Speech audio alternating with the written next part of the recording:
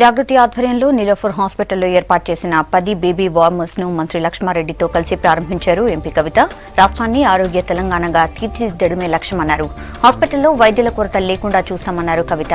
వైద్య శాఖలో ఉన్న ఖాళీలను భర్తీ చేస్తామన్నారు మంత్రి లక్ష్మారెడ్డి. వీణా వాణిల రిపోర్ట్ను ఆస్ట్రేలియాకు పంపించామన్నారు. అక్కడి డాక్టర్లు ఇచ్చే రిపోర్ట్ ఆధారంగా ట్రీట్మెంట్ అందిస్తామన్నారు.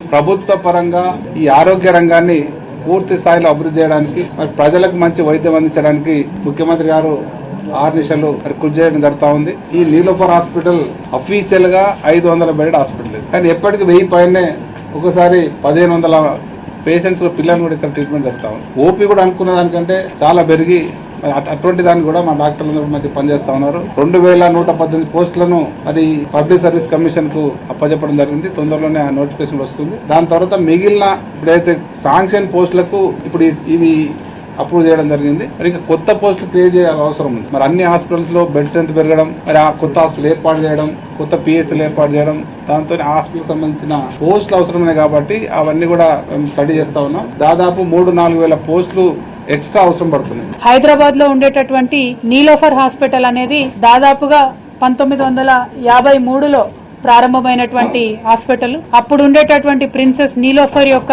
ఆశయాల కోసం పురిట్లో బిడ్డలు చనిపోకూడదు అనేటటువంటి ఒక తపనతో వారు ప్రారంభించినటువంటి హాస్పిటల్.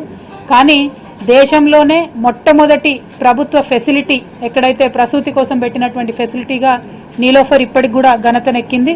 అదేవిధంగా భారతదేశ వ్యాప్తంగా చూసినట్టయితే కూడా నంబర్ ఆఫ్ డెలివరీస్ గవర్నమెంట్ ఇన్స్టిట్యూషన్లో ఎక్కడ ఎక్కువైతే అంటే నంబర్ 1 ప్లేస్లో నీలోఫర్ ఉంటుంది. ఏషియాలో నంబర్ 2 ఫెసిలిటీగా ఉన్నటువంటి పరిస్థితి.